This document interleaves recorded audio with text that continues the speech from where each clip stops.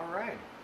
I'm going to try to answer the question. What are the essential knives that one needs in their pursuit of good cooking in life? Not for a particular dish. I've selected 5 knives that I think will satisfy 99% of everything you'll ever need to cut. Okay? These are what I call the essential knives. Now the first one would be a French knife, also known as a chef's knife per se, but in French cooking it's called a French knife. And this is a 10-inch plastic handled version of this. One of the neat things about this knife is it has depth to the blade. There's nothing worse than trying to cut an onion with a blade. It's too small and your knuckles are hitting the table. These little tiny blades will not serve you well when it comes to things like that. So this is the knife that one uses for dicing and slicing. Don't drop it on your hand, by the way. Dicing, slicing. I think we should take this again. Don't you think? That's perfect. Okay. Keep going. All right. All right, we're not going to take it again, all right? The cameraman talked me into staying with this, so we're going to go with it. Because it doesn't look good for me to be dropping knives on my own hands. But you know what? That's probably the best example of how one cuts themselves. Usually you don't cut yourself when you're chopping a knife. You usually cut yourself when it's laying on a table and you bang against it, or you're cleaning it the wrong way. Or you drop it and try to catch it, which you'll notice I didn't do. So, back to what I was saying.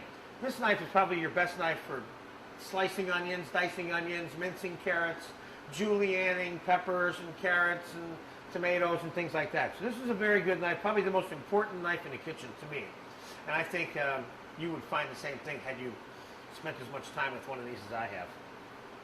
Now, there's what I call a small version of that. This is the 8-inch version of the same knife. Some people who think this is too large for their hand or too heavy may opt for the 8-inch version, but the depth of the blade is still the same and it will perform the same functions. Although for me, I think this is too small for my particular hand. But some people prefer this. So this would be just the smaller version of the French knife.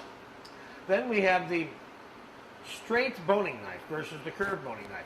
And this is good for exactly what it sounds like, boning. This is a 7-inch boning knife. And you'll find lots of good things to do with that. There's no question there. Then there's a paring knife. And I don't think you need to be told what a paring knife is used for, but it certainly includes tourneing, meaning turning vegetables, carving them, getting into those little hard-to-reach places, taking the cores out of tomatoes, etc., and so on and so forth. So a paring knife would be the third essential knife.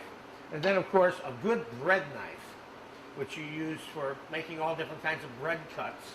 And from time to time, you might find this to be useful for other vegetables, too, not just bread. Sometimes really soft, overripe tomatoes that need to be cut for some reason, these are especially good for. But a bread knife is an essential knife. And then finally, what we call the rôti knife, or rôti, of course, means roast in French. This is for slicing things, that sides of smoked salmon, or prime rib, or top rounds of beef, and so on and so forth. This is a very, very nice knife. And this is what I would consider to be the essentials. So here's your 5 essentials. The roast knife, the bread knife, the paring knife, the boning knife, and the French knife. Of course, the steel, which is the tool that is used to put an edge on these knives. Now, people will ask the question, well, should I get high-carbon steel Wusthof knives? Or I would say you can. Those knives are fairly expensive and are not particularly well suited for grinding. These knives can be ground well. They're in the $20 range each versus the $120 range for the other ones. And they do a very good job, and you can grind them and sharpen them. So let's talk about the sharpening, or the process of putting an edge on a knife with steel. Now, one can go like this, or one can go like this, down or up. Now keep in mind that what you're actually doing when you're putting an edge on the knife is you're microscopically making a little zigzag on the edge of this knife, which microscopically you're actually making it dull, which is what makes it sharp. That's an oxymoron, I've ever heard one.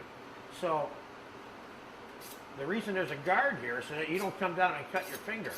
You can go that way, but you'll notice how I'm doing it is I'm making little dents in the knife. I'm not smooth. You don't want it smooth like that because you'll never make that little microscopic zigzag. That's why you want to go like this. You see it? Okay? So there's you have it. And for more information about how to use these particular knives, you need to go to the index in terms and look for things to do with each individual knife. Okay? There you have it. My 5 essential knives. Of course, I also have 2 other knives here that I put aside that are called breaking knives. One is a 10-inch thick blade, and one is a 10-inch thin blade. These are used for larger pieces of meat, for cutting out boning veal legs and things of that nature, and they're not what I would call essential knives for a regular cook. Okay? If you're going to cut a lot of big pieces of meat, you want this. The trimming off the fat off of a whole strip loin and things like that is what you use these for. And these are called breaking knives, if you will. There you have it. 5 essential knives for cooking in life.